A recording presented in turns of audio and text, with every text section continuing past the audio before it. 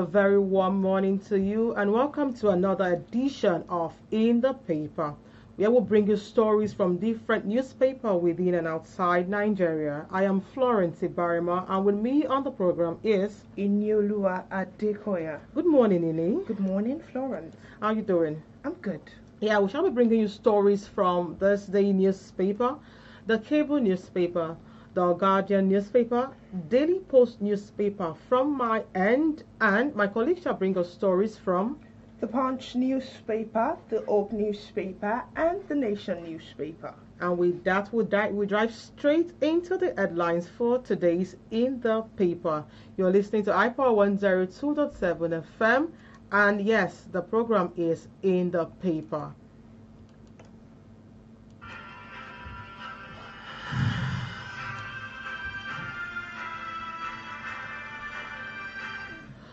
Welcome back, and it's iPower 102.7 FM, and the program is In the Papers. The first on my table is Ondo tertiary institution workers lament unpaid salaries, appeals to Ayedatiwa. On the Oak newspaper, Osaka Fakan endorses ranching, advocates land allocation to individuals. And from the Punch newspaper, let us break stigma surrounding mental health, says Ondo governor. Still on the Oak newspaper, Falana urges EFCC to transfer recovered 32.7 billion naira, $445,000 to NSIPA. Yes, and from this day newspaper, ADC leading potent coalition will shock the world in 2027. Still on the Oak newspaper, troops neutralize terrorists, recover weapons.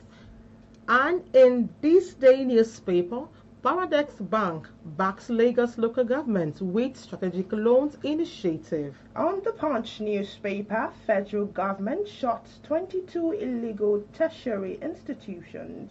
And straight to the Guardian newspaper, Nigerian loses 400,000 hectares of forest yearly to logging and urbanization. Still on the Punch newspaper, Kano manufacturers to dump discuss for NDPHC power. Away from Punch newspaper, CBN raises 8.99 trillion bill as 91 days rate closes at 15%. Still on the Punch newspaper, ADC takes over Kaduna, SDP welcomes APC members in Sokoto. Straight to this day newspaper, Tinubu's Court Southeast says no government has done more for the Igbo people. Moving to the Nation newspaper, 1,500 Dangote cement truck drivers undergo screening.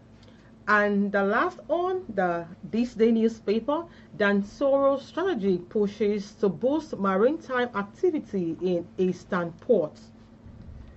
And finally, Falana urges EFCC to transfer recovered 32.7 billion naira, $445,000 to NSIPA. Seems I've taken that headline before. We will go on a break, and when we come back, we will dive straight into the stories. Yes, we would.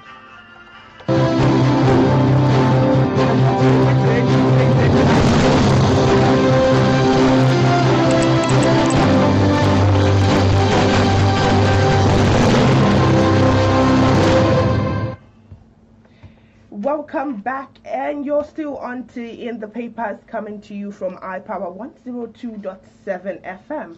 Beginning from the Oak newspaper, Osaka Fakan endorses ranching, advocates land allocation to individuals.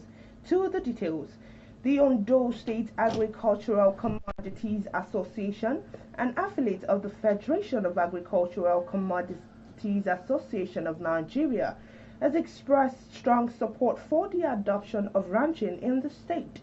Chairman of Osaka, Sir Abiodun Adejo, said ranching remains a viable pathway for boosting livestock production, but cautioned against allocating lands for the initiative to specific communities or ethnic groups. According to him, such allocations in the past created autonomous enclaves and fueled ethnic tensions and communal clash, particularly in some north-central states, making them difficult for government to manage. For more details on that story, see the Open newspaper with the headline, Osaka Falcon endorses ranching advocates land allocation to individuals. And straight to this, the Punch newspaper, where I have, let us break stigma surrounding mental health, says Ondo governor. The Ondo State Governor, Lucky Ayedatiwa, recently urged Ondo residents to back efforts to enable mental health patients to have access to mental health care regardless of their background and socio-economic status. Ayedatiwa said these as stakeholders in the medical sector have called for immediate and proactive measures to tackle the rising rates of mental health disorder and intake of hard drugs in the country.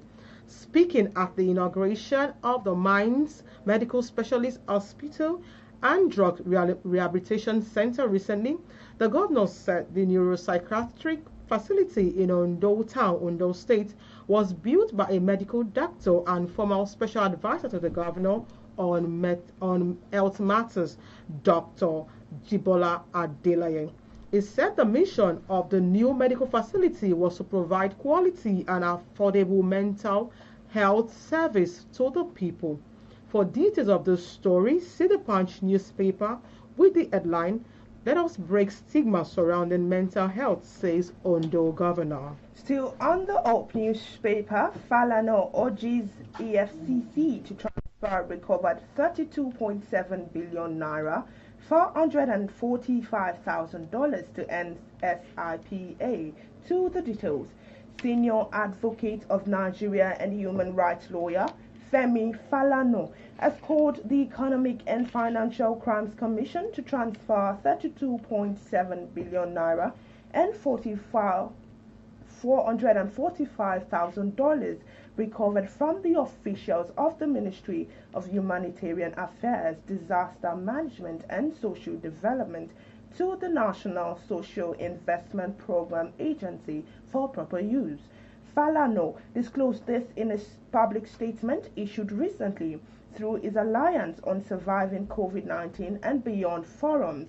He recalled that in January 2025, President Bola Tinubu approved 32.7 billion naira for the implementation of the National Social Investment Program, which included school feeding and power, conditional cash transfers, and small business support under the Government Enterprise and Empowerment Program. He noted while the EFCC had earlier recovered the exact sum of 32.7 billion naira and the addition of $445,000 from allegedly corrupt officials within the Humanitarian Affairs Ministry, the funds are yet to be redirected to the NSIPA, despite the EFCC's stated policy of ensuring that recovered funds are returned for their intended purpose. For more details on the story, see the Open newspaper with the headline, Falana urges EFCC to transfer recovered 32.7 billion naira, $445,000 to NSIPA.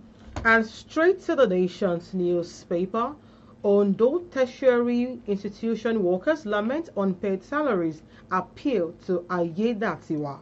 Workers in Ondo state-owned tertiary institutions have appealed to Governor Lucky Ayedatiwa over the non-payment of accumulated salaries and arrears, saying the situation has left many struggling to survive amid the harsh economic climate.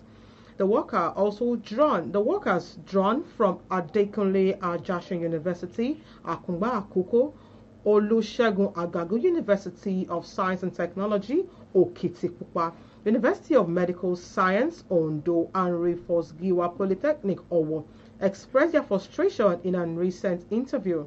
They said many staffs could no longer afford basic needs, pay school fees, or upkeeps with rent payment. Some claim they are yet to receive their salaries for July, while August is also ending without payment. The chairman of the Joint Action Committee, Comrade Olukayo, said this on behalf of the workers that they were dying of hunger due to delay and stressing that the subversion of some schools, particularly AAUA, is inadequate to meet salaries obligation.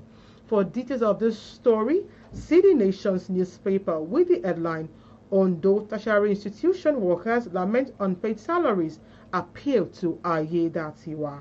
On the Hope newspaper, troops neutralize terrorists, recover weapons. To the details. Troops of the Operation Adinkai (OPHK) have intensified offensive against Boko Haram and Islamic State of West African province ISWAP fighters, recording fresh gains in Borno and Yobe State. A statement by the OPHK spokesperson, Lieutenant Colonel Sani Uba, said troops of the 21st Special Armored Brigade recently repelled a night attack on their base at the Kumsher, Borno State. Backed by Nigerian Air Force airstrike, the soldiers killed more than 20 terrorists, with several others buried in shallow graves for precision bombardment. On the same day, Sector 1 troops stormed Dipchari near Banki Junction in Bama local government area, killing several insurgents and seizing the RPG tube, 2 AK-47 rifles, 2 magazines, 16 rounds of ammunition and 2 motorcycles. According to military, the operation has degraded the insurgents' firepower, disrupted logistics, and restricted their movements. For more details on this story, see the Hope newspaper with the headline, Troop Neutralize Terrorists, Recover Weapons. And straight to this day newspaper, ADC leading potent coalition will shock the world in 2027. The former Vice President Atiku Abubakar recently vowed that despite efforts by the ruling All Progressive Congress (APC) to ridicule and play down the current momentum in the African Democratic Congress (ADC), the coalition will shock the world in 2027 presidential elections. Atiku also laid to rest the insinuation that he might not contest the presidential poll 2 years from now, stressing that he will run for the nation's top job in the next election cycle. One of the politician's spokesperson during the 2023 presidential election, Tunde Olusunle, disclosed to newsmen, saying his ex-principal is maintaining that Nigeria needs to be decisively rescued from the intensive care unit it has been consigned under the Bola Ahmed government. For details of this story, see this day newspaper with the headline, ADC leading potent coalition will shock the world in 2027. Still talking ADC, on the Hope newspaper, ADC faction denies Bala's resignation, alleges forgery plot. To the details. Factional chairman of the African Democratic Congress (ADC), Mr. Nafiu Bala, has dismissed a fake resignation letter circulating in his name, describing it as fraudulent creation by desperate political actors bent on destabilizing the party. In a statement issued recently by Dr. Christopher Okechukwu, Director of Media and Public Affairs in the Office of the National Chairman, the party clarified that the document dated May 18, 2025 was neither authored nor signed by Bala and lacked the official insignia of the ADC. Okechukwu emphasized that Bala has not resigned and remains constitutionally recognized acting chairman, national chairman of the party in accordance with the provision of the ADC constitution. The party leadership also called INEC to reject such forged materials and urged the commission to continue to recognize Honorable Nafiu Bala as the party's authentic leader. For more details on that story, see the Hope newspaper with the headline, ADC faction denies Bala's resignation, alleges forgery plots. And with that, we'll go on a short break. When we come back, we'll continue with the rest of the stories.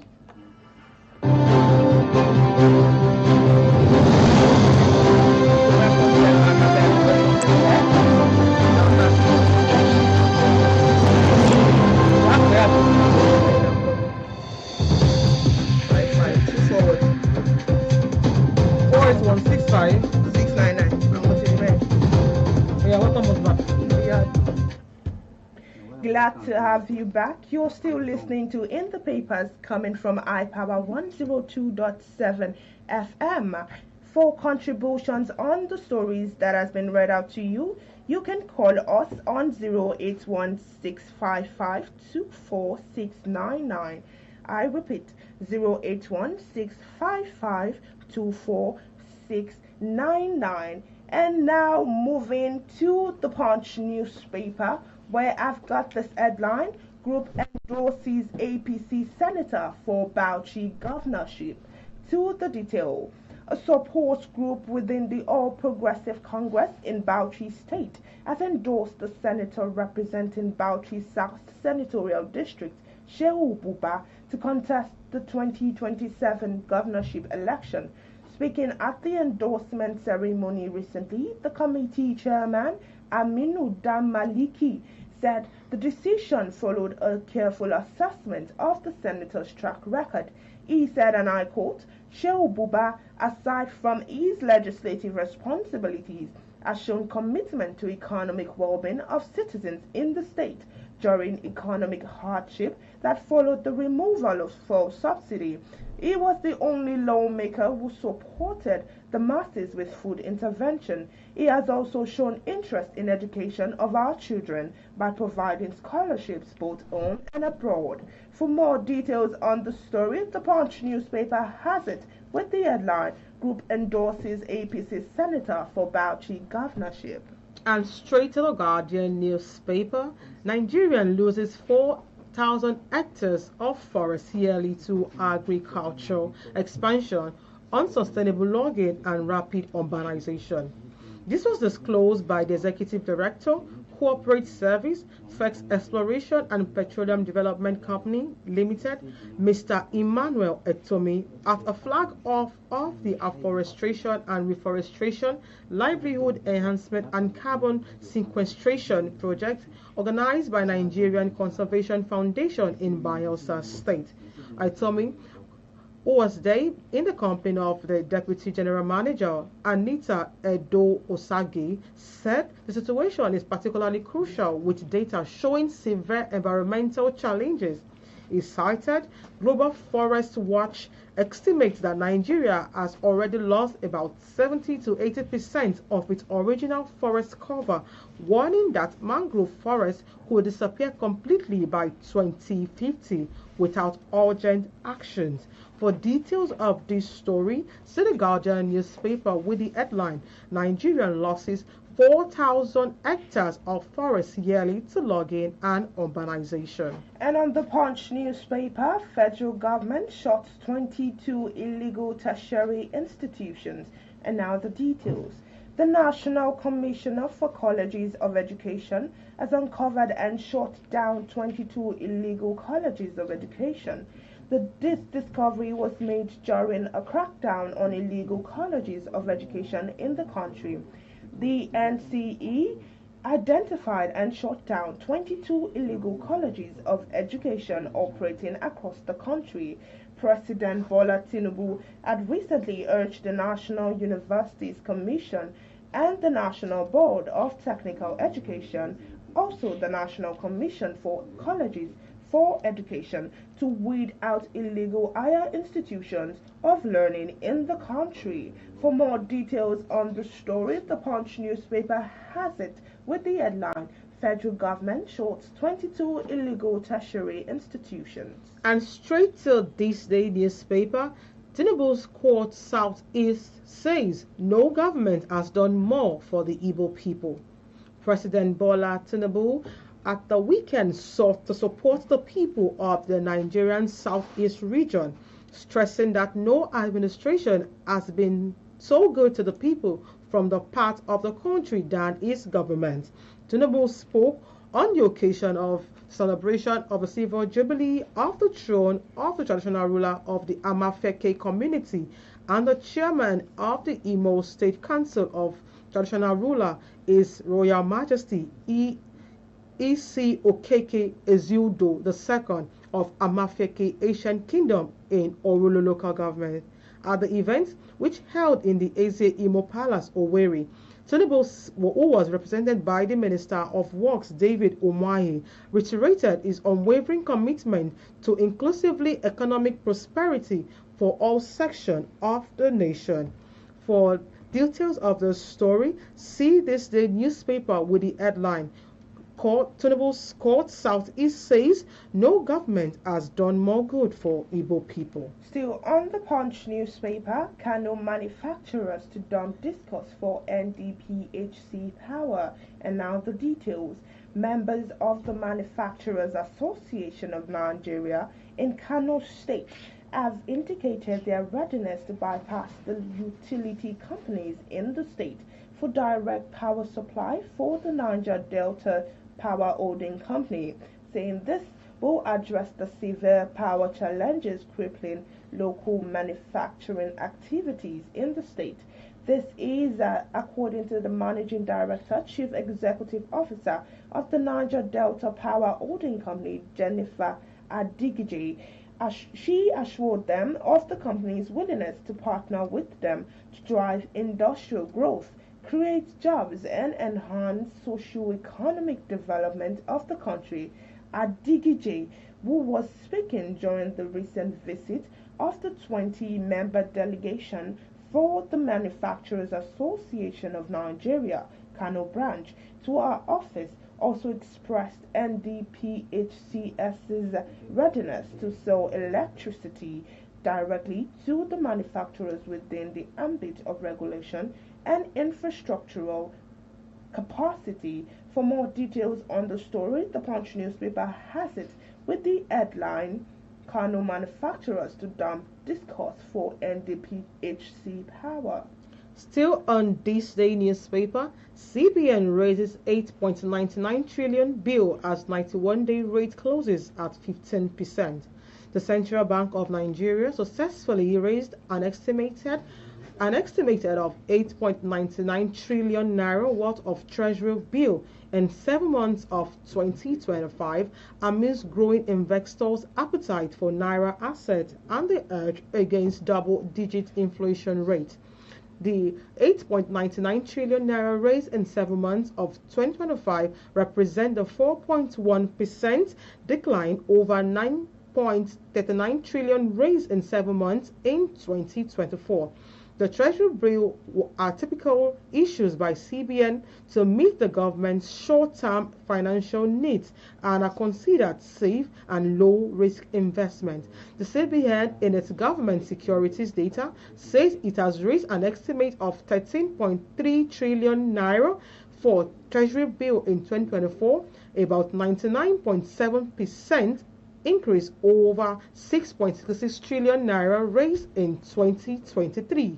For details of this story, see this day newspaper with the headline, CBN raises 8.99 trillion naira over the Treasury bill as 91 days rate closes at 15%. We take a flight to the Nation newspaper. 1,500 Dangote cement truck drivers undergo screening.